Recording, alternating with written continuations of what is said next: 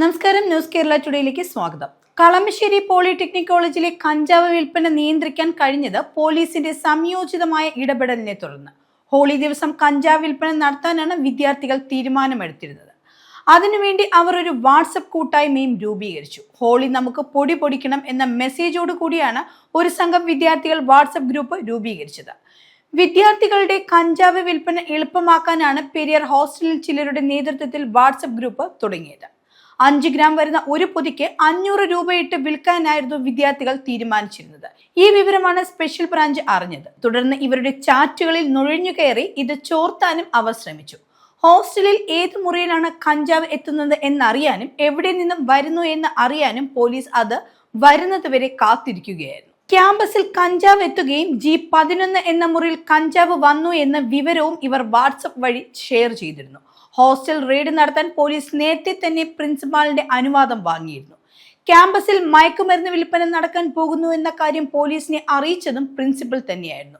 തുടർന്ന് ആ മുറിയിൽ താമസിച്ചിരുന്ന ആകാശ് എന്നയാളാണ് 2 കിലോയോളം വരുന്ന കഞ്ചാവിന്റെ പൊതി സൂക്ഷിച്ചതായി വിവരം ലഭിച്ചത്. ഇത് ചില്ലറ വിൽപ്പനയ്ക്കായിരുന്നു ഇയാൾ എത്തിച്ചത്. അതീവ രഹസ്യമായായിരുന്നു പോലീസ് ഹോസ്റ്റലിൽ കടന്നത്.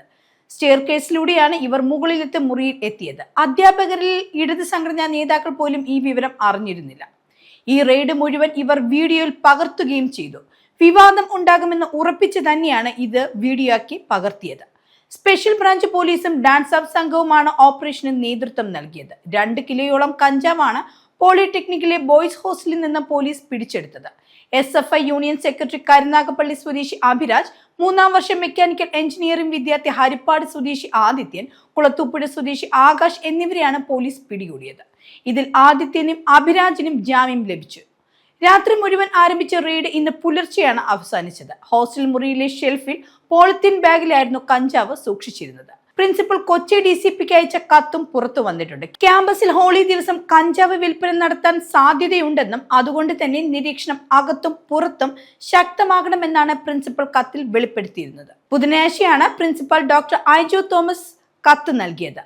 മദ്യം, മയക്കുമരുന്ന്, മറ്റു ലഹരി പദാർത്ഥങ്ങളുടെ ഉപയോഗം ഉണ്ടാകുമെന്ന വിവരം ലഭിച്ചിട്ടുണ്ടെന്നും അതിനാൽ വിദ്യാർത്ഥികൾ അതിനുവേണ്ടിയുള്ള പണപ്പിരിവ് നടത്തുകയാണെന്നാണ് പ്രിൻസിപ്പൽ കത്തിൽ പറഞ്ഞിരുന്നത്. അതേസമയം ഹോസ്റ്റലിലെ വിദ്യാർത്ഥികളുടെ ബാങ്ക് അക്കൗണ്ടുകൾ പരിശോധിക്കാൻ ഒരുങ്ങുകയാണ് പോലീസ്. ഏതെല്ലാം അക്കൗണ്ടുകളിൽ നിന്ന് പണം ലഭിച്ചു എന്നും അന്വേഷണം നടത്തും.